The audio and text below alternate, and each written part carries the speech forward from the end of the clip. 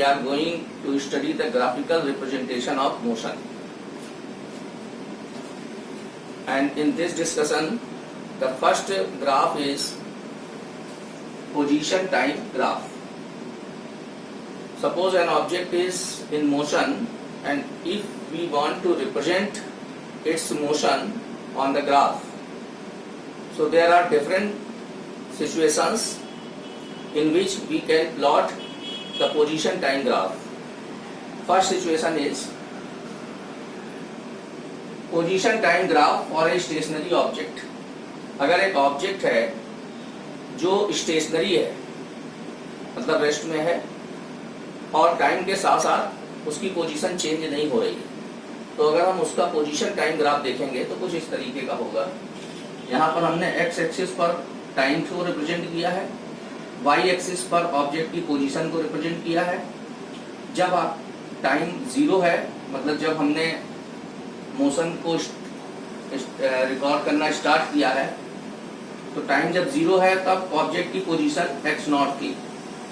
उसके बाद टाइम बढ़ता जा रहा है लेकिन ऑब्जेक्ट की पोजीशन वही बनी हुई है. तो ये ग्राफ क्या रिप्रेजेंट कर रहा है कि ऑब्जेक्ट जो है आपकी स्टेशनरी है, और इस स्ट्रेट लाइन का जो स्लोप होगा वो आपका जीरो होगा, और पोजीशन टाइम ग्राफ का जो स्लोप होता है, पोजीशन टाइम ग्राफ का जो स्लोप होगा वो ऑब्जेक्ट की वेलोसिटी या स्पीड को रिप्रेजेंट करता है.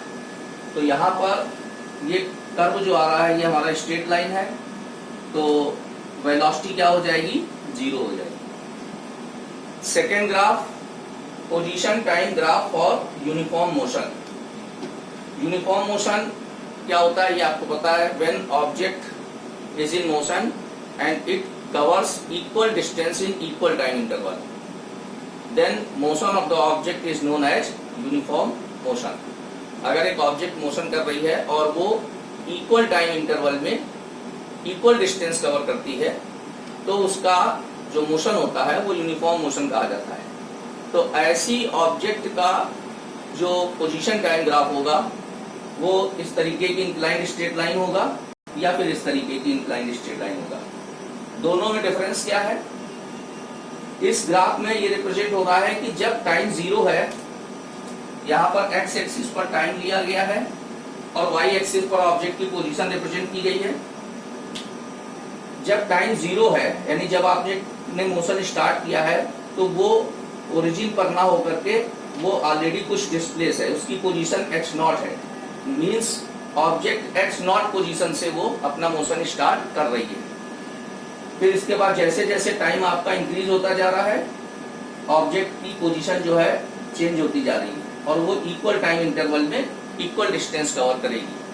तो इस तरीके का ग्राफ आएगा. यहाँ पर ये ग्राफ बिल्कुल इसी के जैसा है, बस डिफरेंस इतना है कि यहाँ पर ये जो लाइन है ये ओरिजिन से पास हो रही है. मतलब ये ग्राफ आपको ये रिप्रेजेंट कर रहा है कि when time equal to zero the position of object X is also zero. यहाँ पर पोजीशन ऑफ ऑब्जेक्ट एक्स की वैल्यू जीरो नहीं है, ऑब्जेक्ट ओरिजिन से ऑलरेडी कुछ डिस्प्लेस है.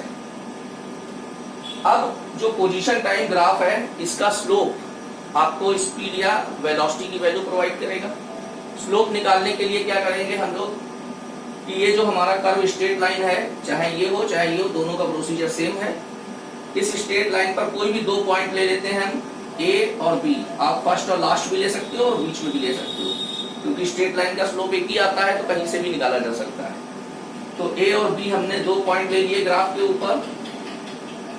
ए के करस्पॉन्डिंग यहाँ पर टाइम जो है t1 है और ए के करस्पॉन्डिंग ऑब्जेक्ट की पोजीशन जो है x1 है.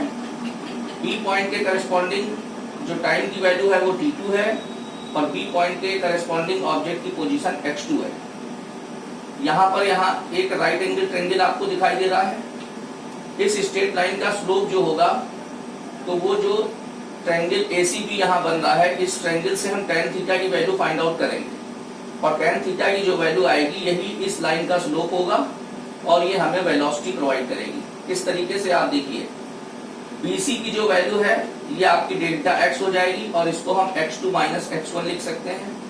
इसी तरीके से AC की वैल्यू हमारी डेल्टा T हो जाएगी, जिसको हम T2 माइनस T1 रिप्रेजेंट कर सकते हैं. tan थीटा अगर आप इस ट्रायंगल से निकालोगे तो tan थीटा इक्वल टू होता है परपेंडिकुलर अपॉन बेस, तो BC अपॉन AC। BC की वैल्यू हो गई डेल्टा x, ये आ गई आपकी x2 माइनस x1, और डेल्टा t हो गई AC की वैल्यू, ये आ गई आपकी t2 minus t1 delta t। तो delta x upon delta t ये आपका हो गया वेलोसिटी। आपको डेफिनेशन पता ही है वेलोसिटी की, rate of change of position with respect to time. तो ये आपसे प्रूव करने को भी आ सकता है एग्जाम में कि prove that position time graph of an object which is in uniform motion provides you the value of velocity.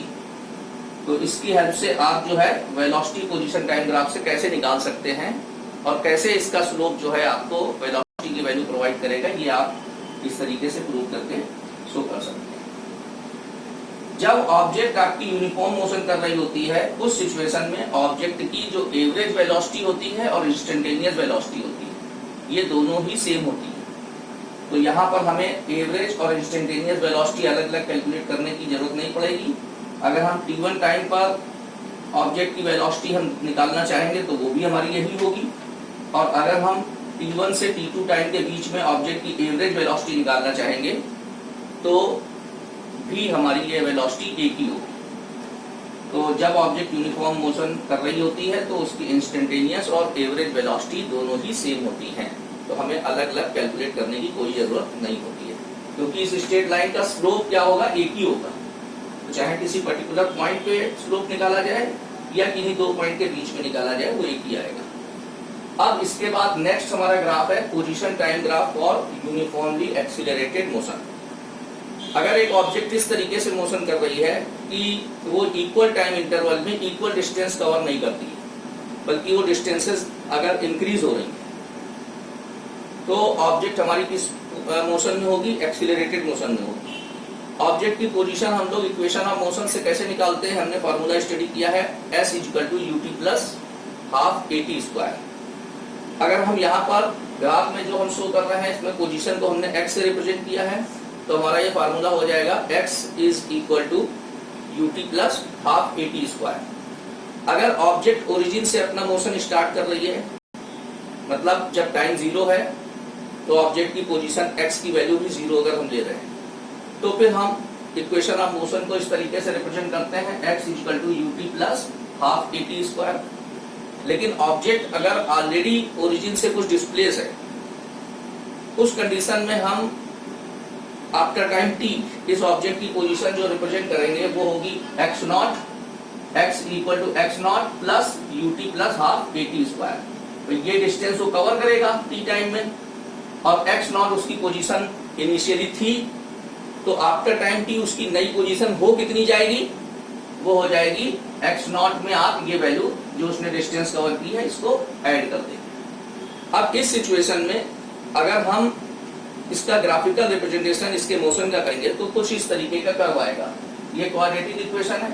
Quadratic equations parabola को रिप्रेजेंट करती हैं। यहाँ x और t दो वेरिएबल भी हैं, तो ये कर्व कुछ इस तरीके का होगा, ये ऊपर की तरफ उठेगा।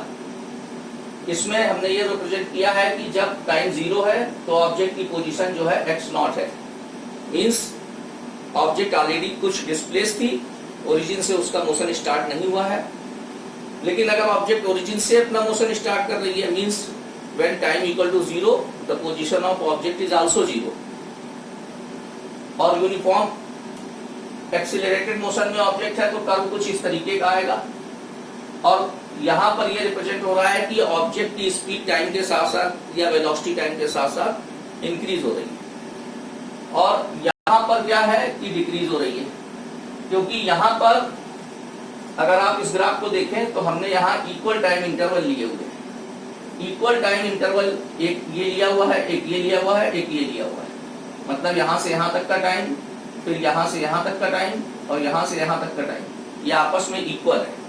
इनके करस्पॉन्डिंग हम ग्राफ पर पॉइंट देंगे तो ये आएगा, फिर उसके बाद ये आएगा, फिर इसके करस्पॉन्डिंग ये आएगा। अगर हम इनकी डिस्टेंसेस देखें या पोजीशन कितनी चेंज हुई है, इसको हम यहाँ पर देख रहे हैं, तो यहाँ से यहाँ तक के टाइम में इतनी पोजीशन चेंज हुई है ऑब्जेक्ट की, फिर उसके बाद यहाँ से यहाँ तक का टाइम लिया, ये वाला टाइम भी इसी के इक्वल है, लेकिन इस बार देखिए ये पोजीशन ज्यादा चेंज हो गई, और यहाँ से यहाँ तक फिर ये टाइम पहले वाले टाइम के इक्वल है, लेकिन ऑब्जेक्ट की पोजीशन देखिए अब और ज्यादा चेंज हो गई।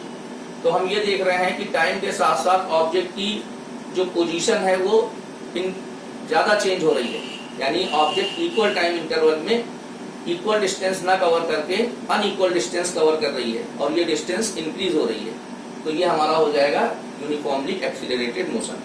इसी तरीके से ये यूनिफॉर्मली डी एक्सीलरेटेड मोशन हो जाएगा। इसमें भी आप देखिए इक्वल टाइम इंटरवल हमने ये शो किए हुए हैं, यहाँ से यहाँ तक का टाइम, यहाँ से यहाँ तक का टाइम, और यहाँ से यहाँ तक का टाइम। ये टाइम इंटरवल आपस में इक्वल है, और इनमें भी अगर हम डिस्टेंसेस देखें तो फर्स्ट टाइम इंटरवल जो यहाँ से यहाँ तक है, इसमें ऑब्जेक्ट ने इतनी डिस्टेंस कवर की है, यहाँ से यहाँ तक में ऑब्जेक्ट की पोजीशन में चेंज इतना आया है, मतलब ये डिस्टेंस कवर हुई है, और इसके बाद यहाँ से यहाँ तक में इतना चेंज आया है। तो ये हमको ये शो कर रहा है कि जैसे जैसे टाइम आपका इंक्रीज हो रहा है तो ऑब्जेक्ट इक्वल टाइम इंटरवल में फिर से अनइक्वल डिस्टेंस कवर कर रही है, और ये डिस्टेंस जो है कम होती जा रही है। तो ये आपका डी एक्सीलरेटेड मोशन है। अब जब ऑब्जेक्ट इस तरीके से मोशन करती है कि यूनिफॉर्मली एक्सीलरेटेड मोशन होता है ऑब्जेक्ट का, तो इस सिचुएशन में इसकी इंस्टेंटेनियस और एवरेज वेलोसिटी दोनों डिफरेंट होती है। तो इनके कैलकुलेशन का मेथड भी अलग है। तो पहले हम लोग कैलकुलेट करते हैं कि इंस्टेंटेनियस वेलोसिटी ऑब्जेक्ट की कैसे निकालते हैं, means velocity of object at particular time. तो फिर से हम इसी ग्राफ को ले लेते हैं, यही कर्व लेंगे हम। तो देखिए ये यहाँ पर जरा ध्यान से देखिएगा, एक्स एक्सिस पर हमने यहाँ पर ऑब्जेक्ट की पोजीशन को रिप्रेजेंट किया है, सॉरी वाई एक्सिस पर ऑब्जेक्ट की पोजीशन को रिप्रेजेंट किया है, और एक्स एक्सिस पर हमने टाइम को रिप्रेजेंट किया है। अब ये कर्व है आपका, इस कर्व को ध्यान से देखिए, ये कर्व आपका ऐसे जा रहा है। अब हम एट टाइम टी टाइम पर हम ऑब्जेक्ट की इंस्टेंटेनियस वेलोसिटी निकालना चाहते हैं। तो हम टी के करस्पॉन्डिंग कर्व पर एक पॉइंट ले लेंगे पी, और इस पी पॉइंट पर एक टेंजेंट ड्रॉ कर देते हैं। इस बात को ध्यान से समझिएगा कि जिस टाइम पर आपको वेलोसिटी निकालनी होगी उस टाइम के करस्पॉन्डिंग आप अपने कर्व पर एक पॉइंट लेंगे पी, और वहां पर एक टेंजेंट ड्रॉ करेंगे, और उस टेंजेंट का जो स्लोप होगा वो आपको टी टाइम पर ऑब्जेक्ट की इंस्टेंटेनियस वेलोसिटी प्रोवाइड करेगा। तो हमने ये टेंजेंट ड्रॉ कर ली, यहाँ देखिए, और इस टेंजेंट पर दो पॉइंट ले लिए, एक इस पॉइंट के नीचे और एक इस पॉइंट के ऊपर। ये ए है और ये बी है। ए के करस्पॉन्डिंग टाइम आपका t1 हो गया, और इधर ऑब्जेक्ट की पोजीशन x1 हो गई। बी के करस्पॉन्डिंग आपका टाइम t2 हो गया, और बी के करस्पॉन्डिंग ऑब्जेक्ट की पोजीशन x2 हो गई। फिर से ये एक राइट एंगल ट्रायंगल आपको यहाँ फिगर में दिखाई दे रहा है, ACB या BCA। इसका हम tan थीटा निकालेंगे, वही हमारा इस टेंजेंट का स्लोप होगा, और वो हमें इंस्टेंटेनियस वेलोसिटी प्रोवाइड करेगा। तो देखिए BC को हमने यहाँ रिप्रेजेंट कर दिया है dx क्या है, small change in position of object. ये हो जाएगा आपका x2 माइनस x1, ये यहाँ से कैलकुलेट हो जाएगा x2 माइनस x1 ग्राफ से। AC आपका हो जाएगा dt स्मॉल टाइम इंटरवल, और ये यहाँ से कैलकुलेट हो जाएगा t2 माइनस t1, ये हो गया। अब हम स्लोप निकालते हैं इस टेंजेंट का। तो टेंजेंट का जो स्लोप होगा वो आपको इंस्टेंटेनियस वेलोसिटी प्रोवाइड करेगा एट टाइम t। तो स्लोप इक्वल टू हो गया tan theta from triangle ACB, ये हो गया BC perpendicular upon base, base हो गया AC, BC हो गया dx, और ये हो गया dt। ये आ गई आपकी इंस्टेंटेनियस वेलोसिटी। इसके बाद अगर हमें एवरेज निकालनी है, एवरेज वेलोसिटी निकालनी है, तो उसका क्या तरीका है। अगर टाइम t1 से t2 के बीच में ऑब्जेक्ट की एवरेज वेलोसिटी कैलकुलेट करनी है, तो इसी कर्व की हेल्प से फिर से करेंगे, लेकिन अब की प्रोसीजर थोड़ा सा चेंज हो जाएगा। यहाँ पर देखिए प्रोसीजर क्या होगा, फिर हमने उसी तरीके से वही ग्राफ शो किया हुआ है। y एक्सिस पर हमने ऑब्जेक्ट की पोजीशन को रिप्रेजेंट किया है, x एक्सिस पर टाइम को रिप्रेजेंट किया गया है। ये कर्व आपका वही है, ये वाला, ये बना हुआ देखिए कर्व ध्यान से। अब हमें T1 से T2 के बीच में ऑब्जेक्ट की एवरेज वेलोसिटी फाइंड आउट करनी है। तो हम T1 के करस्पॉन्डिंग इस कर्व पर एक पॉइंट लेते हैं A, T2 टाइम के करस्पॉन्डिंग कर्व पर हम एक पॉइंट लेते हैं B, A के करस्पॉन्डिंग पोजीशन है ऑब्जेक्ट की x1, B के करस्पॉन्डिंग पोजीशन ऑब्जेक्ट की है x2। अब हम क्या करते हैं, A और B दोनों पॉइंट को कंसीडर करते हुए एक स्ट्रेट लाइन ड्रॉ कर देते हैं ऐसे। तो ये हमारी स्ट्रेट लाइन आ गई, ये देखिए स्ट्रेट लाइन, और इस स्ट्रेट लाइन का जो स्लोप होगा वो हमें एवरेज वेलोसिटी प्रोवाइड करेगा। तो इस स्ट्रेट लाइन का स्लोप निकालने के लिए फिर देखिए यहाँ पर एक ये राइट एंगल ट्रायंगल आपको बनता हुआ दिखाई दे रहा है। इससे हम ट्रायंगल से tan थीटा निकालेंगे तो ये हमारा एवरेज वेलोसिटी हो जाएगी। देखिए BC की वैल्यू हो गई यहाँ डेल्टा x, डेल्टा सिंबल इसलिए यूज कर लिया है क्योंकि ये सफिशिएंट डिस्प्लेसमेंट है ऑब्जेक्ट का, और ये हो गया आपका AC delta T T2 minus T1। Now the slope of this line AB, slope of line AB is again tan theta from triangle ACB. This is again BC upon AC, and BC is delta x and AC is delta T, and this is equal to average velocity. तो इस तरीके से हमने position time graph से average और instantaneous velocity कैसे calculate करते हैं ये हमने सीख लिया। तो हमने ये देखा कि जब ऑब्जेक्ट यूनिफॉर्मली एक्सीलरेटेड मोशन में होती है उस टाइम इंस्टेंटेनियस और एवरेज वेलोसिटी डिफरेंट होती हैं, और जब ऑब्जेक्ट यूनिफॉर्म मोशन कर रही होती है तो इंस्टेंटेनियस और एवरेज वेलोसिटी दोनों सेम होती हैं। तो इस तरीके से ये हमारा पोजीशन टाइम ग्राफ कंप्लीट हुआ। अब हमारा नेक्स्ट ग्राफ होगा वेलोसिटी टाइम ग्राफ। और next graph is velocity time graph. Velocity time graph को जब हम स्टडी करेंगे तो इसमें भी हमारी कई डिफरेंट सिचुएशंस होंगी, तो इनको वन बाय वन देखते हैं। Suppose an object is moving with uniform velocity. अगर एक ऑब्जेक्ट जो है यूनिफॉर्म मोशन कर रही है, कांस्टेंट वेलोसिटी से मूव कर रही है, तो नेचुरली टाइम के साथ साथ उसकी वेलोसिटी में कोई चेंज नहीं आएगा। और इस सिचुएशन में जब हम ऑब्जेक्ट का वेलोसिटी टाइम ग्राफ प्लॉट करते हैं तो कुछ इस तरीके का ग्राफ आएगा।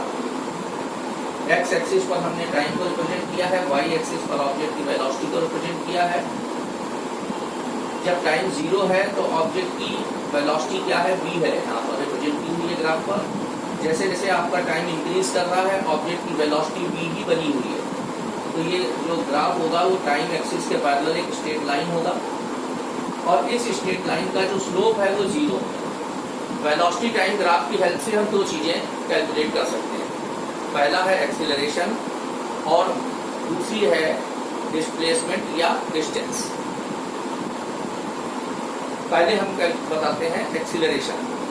एक्सीलरेशन कैसे निकालेंगे, तो वेलोसिटी टाइम ग्राफ में जो भी कर्व आता है उस कर्व का जो स्लोप होगा वो आपको एक्सीलरेशन की वैल्यू प्रोवाइड करता है।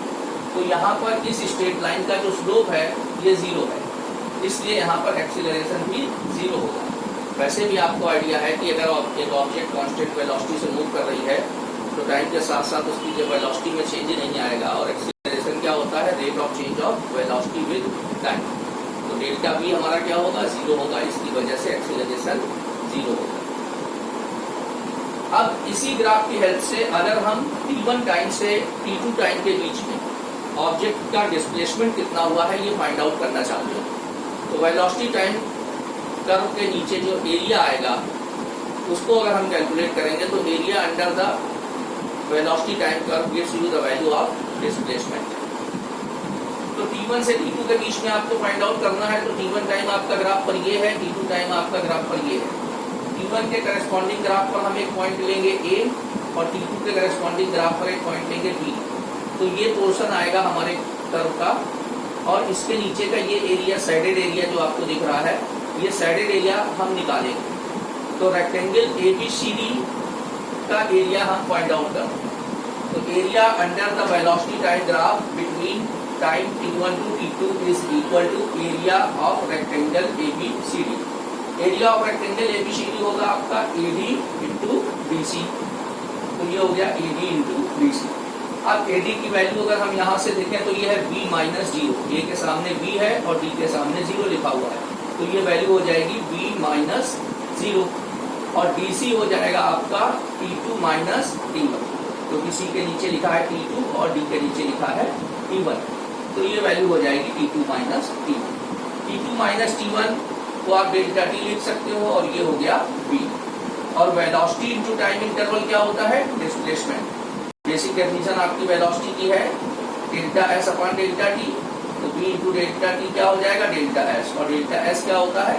डिस्प्लेसमेंट। तो इस तरीके से वेलोसिटी टाइम ग्राफ के नीचे का जो एरिया होता है सर्टेन टाइम इंटरवल के बीच में, उसको कैलकुलेट करके हम ऑब्जेक्ट का डिस्प्लेसमेंट कितना हुआ है इसको फाइंड आउट कर सकते हैं। अगर देखिए यहाँ पर स्पीड होती है और यहाँ टाइम होता है, तो स्पीड टाइम ग्राफ जो भी होता है, तो उससे जब हम ये एरिया कैलकुलेट करते हैं तो ये डिस्टेंस आ जाती है। आपको ये मालूम है कि डिस्टेंस जो होती है वो हमेशा पॉजिटिव होती है। तो अगर इस तरीके की कोई फिगर बन रही है और ये कहीं कर्व नीचे भी जा रहा है ऐसे करके, तो एक एरिया हमें ये निकालना पड़ेगा, एक एरिया इधर नीचे का निकालना पड़ेगा, और दोनों एरिया जब हम ऐड करेंगे तो हमें मान लीजिए ये कर्व ऐसे ही आ रहा होता और यहाँ पर ये नीचे होता, तो ये एरिया और इसके नीचे का एरिया निकाल करके दोनों ऐड करते, तो यहाँ से इस टाइम के बीच में जो हमारी डिस्टेंस होती है वो निकल करके आ जाती है। लेकिन अगर हमें डिस्प्लेसमेंट निकालना होता तो ऊपर वाले एरिया जो ये निकलता और जो नीचे इधर से निकल के आता, उसको हमें माइनस करना पड़ता, तब जा करके डिस्प्लेसमेंट निकलता। तो जब हमें डिस्टेंस कैलकुलेट करना होता है तो चाहे वो ऊपर से एरिया निकालें ओरिजिन वाली लाइन से, और चाहे नीचे एरिया निकालें, दोनों को हम ऐड करेंगे अगर हमें टोटल डिस्टेंस निकालनी है। लेकिन अगर हमें डिस्प्लेसमेंट निकालना होगा तो ऊपर के एरिया हम पॉजिटिव लेंगे और नीचे के एरिया निगेटिव लेंगे। ये बात आप जब डिस्टेंस डिस्प्लेसमेंट कैलकुलेट करते हैं तब आप इसको ध्यान में रखते हैं। अब इसको एक एग्जाम्पल के थ्रू आपको हम एक्सप्लेन भी करते हैं। इसके बाद नेक्स्ट कर्व है हमारा, अगर एक ऑब्जेक्ट है वो यूनिफॉर्मली एक्सेलरेटेड मोशन कर रही है, मतलब अगर ऑब्जेक्ट इस तरीके का मोशन कर रही है कि इक्वल टाइम इंटरवल में उसकी वेलोसिटी में जो चेंज आ रहा है वो इक्वल है, तब हम ये बोलते हैं कि वो यूनिफॉर्मली एक्सेलरेटेड मोशन में ऑब्जेक्ट है। उस सिचुएशन में इसका वेलोसिटी टाइम ग्राफ कुछ इस तरीके का आएगा या फिर इस तरीके का स्ट्रेट लाइन आएगा। इस सिचुएशन में इसका एक्सीलरेशन क्या होगा? कांस्टेंट होगा। क्यों? क्योंकि वेलोसिटी टाइम ग्राफ का जब हम स्लोप निकालेंगे, चाहे इससे निकालें और चाहे हम इस ग्राफ से निकालें, दोनों से ही जो होगा स्लोप हम देखेंगे कि सेम आएगा। बस इन दोनों ग्राफ में डिफरेंस क्या है? इसमें जब आपका टाइम जीरो है तो ऑब्जेक्ट एक इनिशियल वेलोसिटी v0 से मूव करता है, और यहाँ पर क्या है कि जब ऑब्जेक्ट का ने मोशन स्टार्ट किया है तो इनिशियली उसकी वेलोसिटी क्या है? जीरो है, और यहाँ इनिशियली इसकी वेलोसिटी जीरो नहीं है। इस ग्राफ में भी आपका ये रिप्रेजेंट हो रहा है कि ऑब्जेक्ट कांस्टेंट एक्सीलरेशन से मूव कर रही है, और इसमें भी यही रिप्रेजेंट हो रहा है कि ये कांस्टेंट एक्सीलरेशन से मूव कर रही है। अब हम वेलोसिटी टाइम ग्राफ का स्लोप निकालते हैं इससे। तो स्ट्रेट लाइन जो आपकी OAB दिखाई दे रही है, इसका स्लोप आप कहीं से भी निकालोगे, चाहे कोई भी दो पॉइंट आप फर्स्ट और लास्ट में ले लीजिए, चाहे बीच में ले लीजिए, स्लोप आपका एक ही आएगा। तो स्लोप निकाल के देखते हैं हमें इससे क्या मिलता है। तो इसके लिए क्या करेंगे, हमने इस कर्व पर A और B दो पॉइंट ले लिए, A के करस्पॉन्डिंग टाइम हो गया T, B के करस्पॉन्डिंग T2, A के corresponding velocity object V1, B के करस्पॉन्डिंग V2।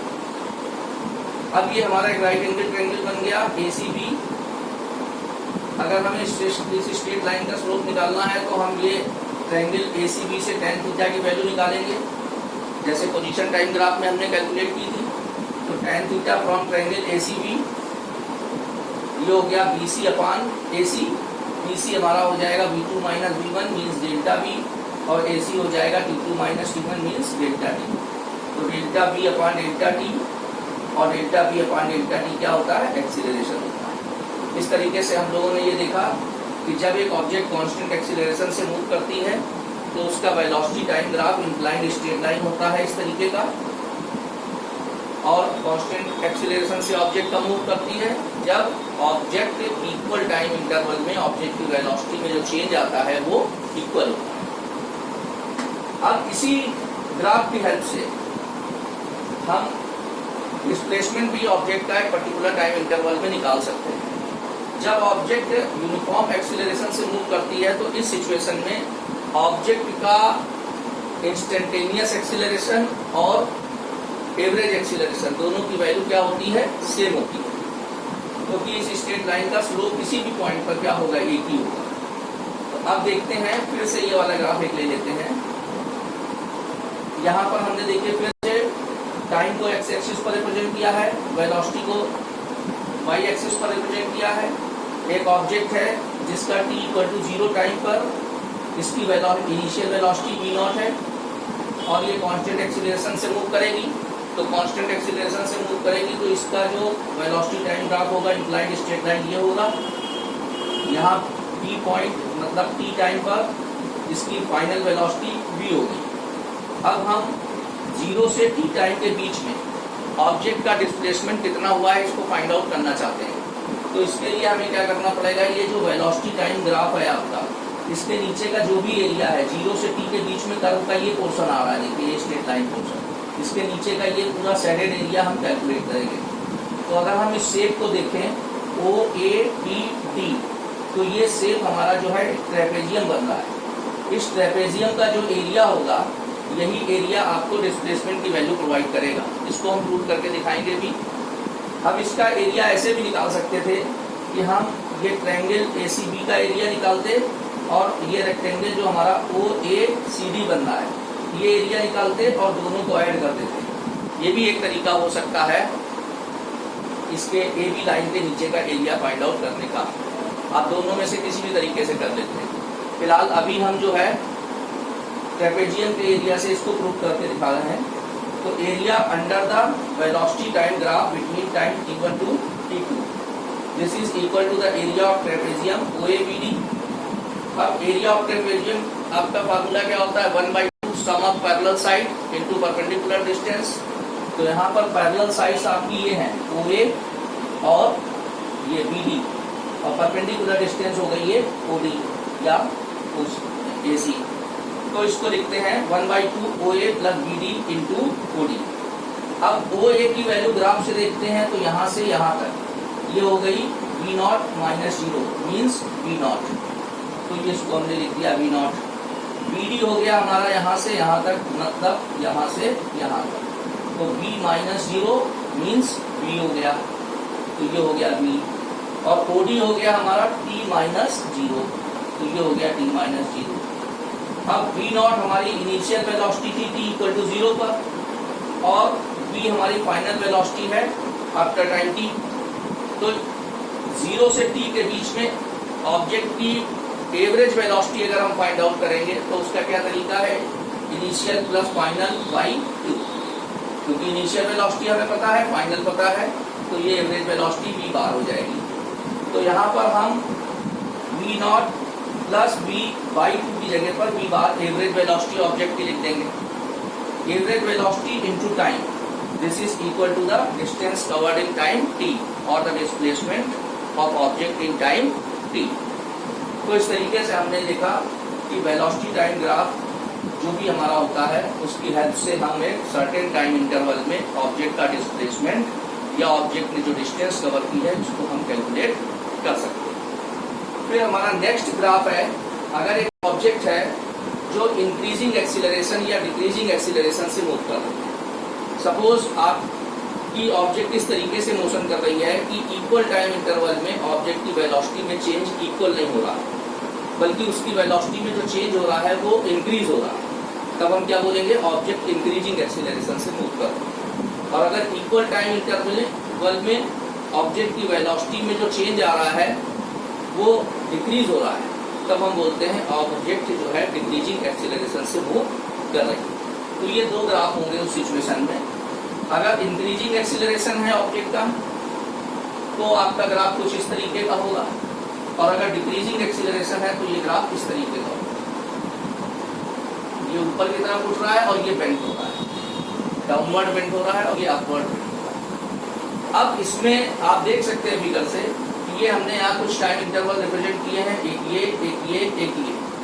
ये सारे टाइम इंटरवल आपस में क्या है, इक्वल है, इस ग्राफ में भी और इस ग्राफ में भी। पहले आप इसको देखिए फर्स्ट टाइम इंटरवल में क्या हो रहा है, यहाँ से यहाँ तक में वेलोसिटी में चेंज इतना आ रहा है। फिर सेकेंड टाइम इंटरवल में वेलोसिटी में जो चेंज आया वो इंक्रीज हो गया। फिर नेक्स्ट में देखिए ये और इंक्रीज हो गया। तो ये इंक्रीजिंग एक्सीलरेशन से ऑब्जेक्ट मूव कर रही है। तो जब इंक्रीजिंग एक्सीलरेशन से मूव करेगी तो ग्राफ कुछ इस तरीके का कर्व आपका आएगा। और डिक्रीजिंग एक्सीलरेशन में इसमें देखिए तो यहाँ पर फिर इक्वल टाइम इंटरवल रिप्रेजेंट किए गए हैं।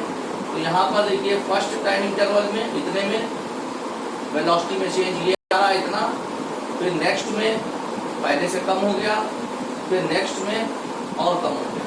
तो यहाँ पर ऑब्जेक्ट किस तरीके से मूव कर रही है, डिक्रीजिंग एक्सीलरेशन से मूव कर रही है। तो जब इस तरीके का मोशन होता है तो इस सिचुएशन में ऑब्जेक्ट की इंस्टेंटेनियस एक्सीलरेशन और एवरेज एक्सीलरेशन दोनों डिफरेंट होते हैं, जैसे कि हमने पोजीशन टाइम ग्राफ में भी देखा था। अब यहाँ पर इंस्टेंटेनियस एक्सीलरेशन कैसे कैलकुलेट करते हैं। सपोज ऑब्जेक्ट का आपने वेलोसिटी टाइम ग्राफ प्लॉट किया जिसका एक्सीलरेशन इंक्रीज हो रहा है और एक पर्टिकुलर टाइम पर आप उसका एक्सीलरेशन फाइंड आउट करना चाहते हो।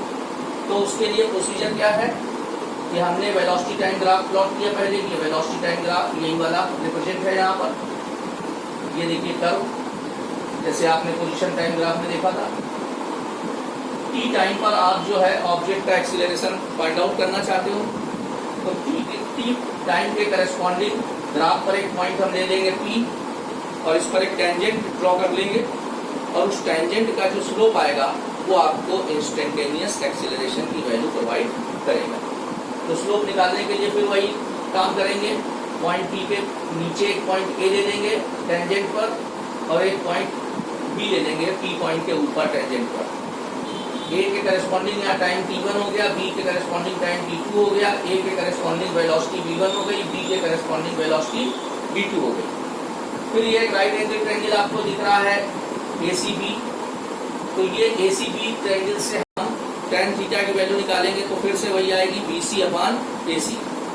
तो ये हमने किया slope of tangent at P corresponding to time T is equal to slope and it is equal to tan theta from triangle ACB BC upon AC। अब BC यहाँ पर क्या रिप्रेजेंट कर रहा है, V2 minus V1 means dV small change in velocity, और AC क्या represent कर रहा है, T2 minus T1 it is equal to dt small change in time interval and dV upon dt is called instantaneous acceleration. तो ये instantaneous acceleration इस तरीके से हम निकालते हैं कि जिस टाइम पर आपको चाहिए उस टाइम के करस्पॉन्डिंग ग्राफ पर एक पॉइंट लेंगे, उस पर टेंजेंट ड्रॉ करेंगे और उस टेंजेंट का स्लोप निकालेंगे। वो स्लोप आपको इंस्टेंटेनियस एक्सीलरेशन की वैल्यू प्रोवाइड करेगा। अब कैलकुलेट करते हैं average acceleration between a certain time interval T1 to T2। फिर से यही ग्राफ लेते हैं, वेलोसिटी वाई एक्सिस पर, टाइम एक्स एक्सिस पर। ये आपका कर्व आ गया, ये ग्राफ हो गया। अब आप T1 से T2 टाइम के बीच में ऑब्जेक्ट का एवरेज एक्सीलरेशन फाइंड आउट करना चाहते हो तो T1 के करस्पॉन्डिंग ग्राफ पर एक पॉइंट आपने कंसीडर किया A, T2 टाइम के करस्पॉन्डिंग ग्राफ पर एक पॉइंट कंसीडर किया B और A के करस्पॉन्डिंग ऑब्जेक्ट की वेलोसिटी V1 लिखी हुई है और B के करस्पॉन्डिंग ऑब्जेक्ट की वेलोसिटी V2 लिखी हुई है। अब हम A और B दोनों पॉइंट को एक ज्वाइन कर देते हैं और एक स्ट्रेट लाइन ड्रॉ कर देते हैं ऐसे ही। तो ये जो स्ट्रेट लाइन हमारी आ रही है A और B पॉइंट को ज्वाइन करने पर इसका जो स्लोप होगा वो आपको T1 से T2 टाइम के बीच में एवरेज वेलोसिटी की वैल्यू प्रोवाइड करेगा। तो फिर से देखिए यहाँ पर A के करस्पॉन्डिंग टाइम T1 है, B के करस्पॉन्डिंग टाइम T2 है। ये आपका राइट एंगल ट्रायंगल बनना है तो AB लाइन का जो स्लोप होगा तो फिर इस ACB ट्रायंगल से tan थीटा की वैल्यू फाइंड आउट करेंगे। tan थीटा फिर से वही आएगा BC अपॉन AC और BC हो जाएगा आपका delta V V2 minus V1 और AC हो जाएगा delta T T2 minus T1 यहाँ से AC। तो ये आ गया आपका average acceleration between time T1 to T2 is equal to slope of line AB equal to tan theta from triangle ACB equal to B C upon A C equal to delta B upon delta T. ये delta B है B C और ये delta T है A C. तो delta B upon delta T is called average acceleration between time equal to T. तो इस तरीके से आपने कंप्लीट डिस्कशन में ये देखा कि डिफरेंट सिचुएशंस में जब ऑब्जेक्ट मूव कर रही होती है तो ऑब्जेक्ट की वेलोसिटी टाइम ग्राफ में कर्व किस तरीके के आते हैं और वेलोसिटी टाइम ग्राफ की हेल्प से हम किस तरीके से स्लोप निकाल करके एक्सेलरेशन फाइंड आउट करते हैं और किस तरीके से वेलोसिटी टाइम ग्राफ के नीचे का एक सर्टेन टाइम इंटरवल में एरिया निकाल करके हम डिस्प्लेसमेंट या डिस्टेंस कैलकुलेट करते हैं। अब इसके बाद हम आगे देखते हैं एक्सीलरेशन टाइम ग्राफ और डिस्टेंस और डिस्प्लेसमेंट इन ग्राफ की हेल्प से किस तरीके से कैलकुलेट करेंगे, दोनों में क्या डिफरेंस होगा जब हम ग्राफ से कैलकुलेशन कर रहे होंगे। इसको अभी हम आगे नेक्स्ट ग्राफ में देखते हैं। अब हम देखते हैं कि वेलोसिटी टाइम ग्राफ से किस तरीके से हम डिस्टेंस और डिस्प्लेसमेंट कैलकुलेट कर सकते हैं। एक एग्जांपल के हेल्प से देखते हैं इसको। देखिए ये हमारा एक वेलोसिटी टाइम ग्राफ आपके सामने बना हुआ है। इसमें y एक्सिस पर आपने वेलोसिटी रिप्रेजेंट की है, x एक्सिस पर जो है आपने टाइम को रिप्रेजेंट किया है। टाइम यहाँ पर लिखा है 0 सेकेंड, यहाँ लिखा है 2 सेकेंड, यहाँ लिखा है 4 सेकेंड और यहाँ लिखा है 6 सेकेंड। इस पॉइंट पर वेलोसिटी की वैल्यू लिखी हुई है 5 मीटर पर सेकेंड, यहाँ पर भी है 5 मीटर पर सेकेंड। अब देखिए अगर हमें इस क्वेश्चन में ये फाइंड आउट करना है कि ऑब्जेक्ट ने 0 से 6 सेकेंड तक कितनी डिस्टेंस कवर की है और ऑब्जेक्ट का 6 सेकेंड में डिस्प्लेसमेंट कितना हुआ है, तो वो दोनों ही चीजें इसी ग्राफ से निकल सकती हैं। बस थोड़ा सा डिफरेंस होगा, उस पर आपको फोकस करना है। देखिए डिस्टेंस कभी भी आपकी निगेटिव नहीं होती है। तो आपने कॉन्सेप्ट क्या स्टडी किया है कि जो वेलोसिटी टाइम ग्राफ जो होता है उसमें अगर आप एक सर्टेन टाइम इंटरवल के लिए ऑब्जेक्ट का डिस्प्लेसमेंट या डिस्टेंस निकालना चाहते हैं तो उस टाइम इंटरवल के नीचे जो है ग्राफ का एरिया निकालते हैं। ग्राफ में उस पोर्शन के नीचे का एरिया हम लोग कैलकुलेट करते हैं। तो यहाँ पर 0 से 6 सेकेंड में अगर हम देखें तो ये पोर्शन इतना आ रहा है, तो ये एरिया हमें चाहिए। 2 से 4 सेकेंड के बीच का ये एरिया चाहिए और 4 to 6 सेकेंड के बीच का ये एरिया चाहिए और ये तीनों एरिया हम निकालेंगे। अब इस फिगर में देखिए ये एरिया जब आप कैलकुलेट करोगे तो लेंथ इंटू विड्थ करेंगे तो ये 5 आएगा, 5 माइनस 0 और ये 2 माइनस 0, तो 5 इंटू 2 10। ये भी इसी तरीके से आएगा, 5 इंटू 2 10 हो गया। ये भी आपका आएगा 5 इंटू 2 10 हो जाएगा। लेकिन जब हम डिस्टेंस कैलकुलेट करते हैं तो ये एरिया, ये एरिया, ये एरिया, ये तीनों एरिया हम क्या लेंगे, पॉजिटिव लेंगे। और अगर डिस्प्लेसमेंट निकालना चाहेंगे 0 से 6 सेकेंड के बीच में तो फिर हम ये जो एरिया पॉजिटिव पार्ट में है ये पॉजिटिव लेंगे, ये पॉजिटिव लेंगे और ये निगेटिव लेंगे। ये दोनों में डिफरेंस होता है कि जब हम वेलोसिटी टाइम ग्राफ से डिस्टेंस कैलकुलेट करते हैं और डिस्प्लेसमेंट कैलकुलेट करते हैं। तो देखिए यहाँ पर कैलकुलेट किया है distance covered by the object in 6 second, area 1 plus area 2 plus area 3। तो देखिए यहाँ पर सेकेंड एरिया भी हमने प्लस किया है, माइनस नहीं किया है। रीजन क्या है, क्लियर है, डिस्टेंस हमारी निगेटिव नहीं होती। तो ये हो गया फर्स्ट 5 इंटू 2, ये 5 हो गया, ये 2 हो गया। सेकेंड भी हो गया आपका ये 5 और ये 2, और थर्ड भी हो गया, ये आपका 5 हो गया और ये आपका 2 हो गया। Length into width. इसी तरीके से जब डिस्प्लेसमेंट आपने निकाला, displacement of the object after 6 second, तो ये एरिया हमारा पॉजिटिव, ये एरिया निगेटिव क्योंकि निगेटिव कोऑर्डिनेट में है, और ये एरिया पॉजिटिव। तो ये हो जाएगा 5 इंटू 2 माइनस 5 इंटू 2 और 5 इंटू 2। तो ये 10 और 10 कैंसिल हो गए, ये 10 मीटर आ गया और यहाँ पर देखिए ये 30 मीटर आ रहा है क्योंकि तीनों ऐड हो गए। तो ये थोड़ा सा डिफरेंस था कि जब हम वेलोसिटी टाइम ग्राफ की हेल्प से डिस्टेंस और डिस्प्लेसमेंट कैलकुलेट करते हैं तो दोनों में हमें क्या बातें ध्यान में रखनी पड़ती हैं। अब नेक्स्ट हमारा है एक्सीलरेशन टाइम ग्राफ। अगर एक ऑब्जेक्ट कांस्टेंट एक्सीलरेशन से मूव कर रही है, उसका एक्सीलरेशन टाइम के साथ साथ चेंज नहीं हो रहा है, तो फिर उसका जो एक्सीलरेशन टाइम ग्राफ होगा वो कुछ इस तरीके का होता है कि टाइम एक्सिस ये है आपकी एक्स एक्सिस और एक्सीलरेशन को हमने वाई एक्सिस पर रिप्रेजेंट किया हुआ है। तो ये ग्राफ टाइम एक्सिस के पैरेलल स्ट्रेट लाइन आएगा। इसमें इस तरीके का ग्राफ हमें कब मिल रहा है, जब हमारी ऑब्जेक्ट जो है कांस्टेंट एक्सीलरेशन से मूव कर रही है।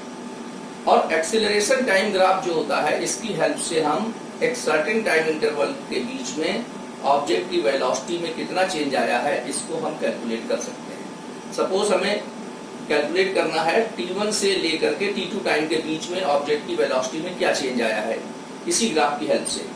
तो हमारा टाइम t1 ये है ग्राफ पर और टाइम t2 ये है। प्रॉब्लम्स में ये कोई ना कोई वैल्यू लिखी होगी यहाँ पर।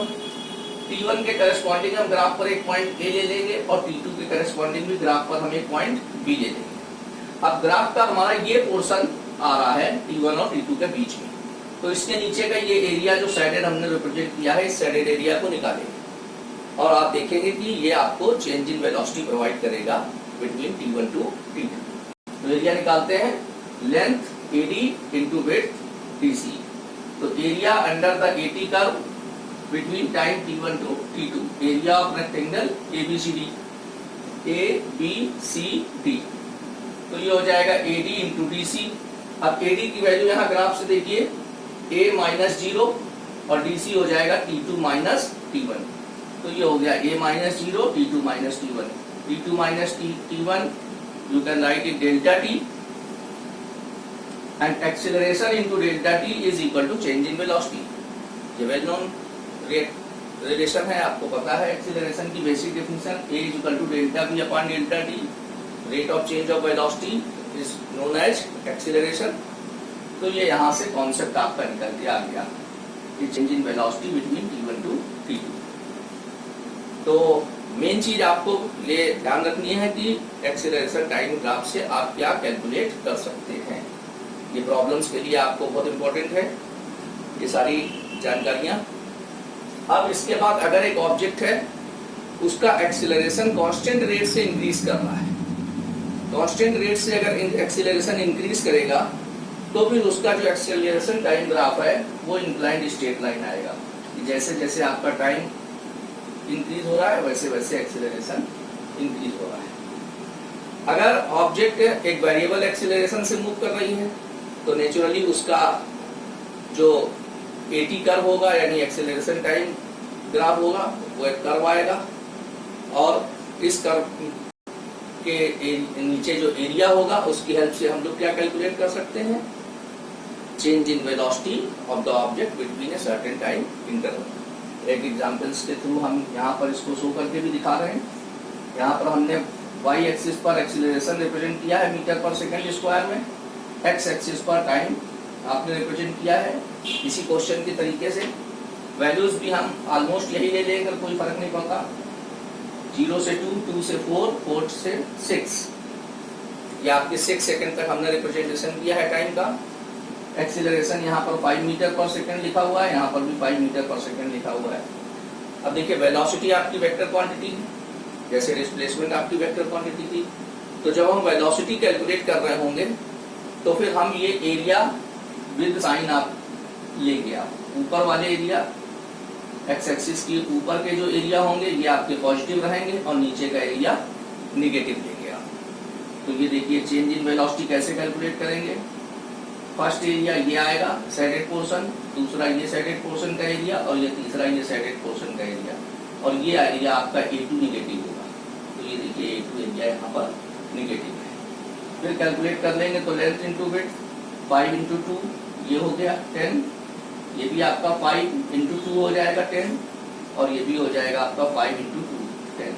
तो ये वेलोसिटी आ जाएगी चेंज इन वेलोसिटी 10 मीटर पर सेकेंड। तो अब ये फाइनल डिस्कशन से हमने यहाँ पर क्या देखा कि हम लोगों ने जो बेसिक ग्राफ थे पोजीशन टाइम के बीच में, वेलोसिटी टाइम के बीच में और एक्सीलरेशन टाइम के बीच में, अब इसी तरीके से हम अपनी मर्जी से कई तरीके के मोशंस को इमेजिन कर सकते हैं। जैसे हम एक ऑब्जेक्ट को नीचे से ऊपर थ्रो कर रहे हैं, तो अब ऑब्जेक्ट जब नीचे से ऊपर जाती है तो जब हम थ्रो करते हैं तो उसकी वेलोसिटी मैक्सिमम होती है और फिर टाइम के साथ साथ उसकी वेलोसिटी डिक्रीज होती जाती है।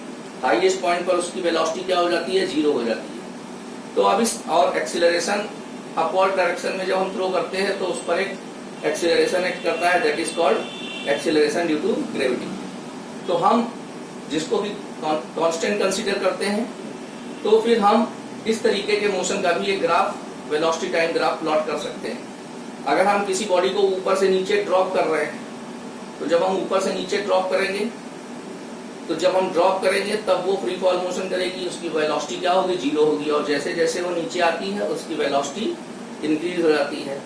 अगर उसका कोलिजन जो हो रहा है ग्राउंड से, वो इलास्टिक कोलिजन है, इलास्टिक कोलिजन में क्या होता है, एनर्जी लॉस नहीं होती है, तो आफ्टर कोलिजन वो फिर रीबाउंड होगी और फिर वो एक उसी हाइट तक जा सकती है। और अगर एनर्जी लॉस हो रही होगी कोलिजन पर, तो ये उसी हाइट तक ना जा करके थोड़ा कम हाइट तक जाएगी। ये आपका इनइलास्टिक कोलिजन होता है। इसको हम आगे जा करके फिर स्टडी करेंगे कोलिजन्स में।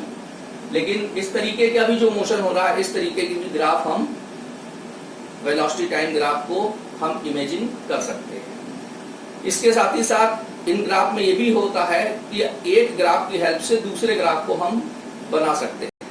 तो ये थोड़ा लॉजिकल वर्क है, इसको हम लोग प्रॉब्लम में करेंगे। जब हम प्रॉब्लम करेंगे तो हम धीरे धीरे उसके हैबिचुअल हो जाएंगे। तो अब हमने आपको ये सारे ग्राफ जो मोशन से रिलेटेड बेसिक ग्राफ थे, इनको हमने डिस्कस कर दिया है। अब आप ग्राफ से रिलेटेड जो क्वेश्चंस हैं उनको आप सॉल्व कर सकते हैं, उनको आप ट्राई करिए।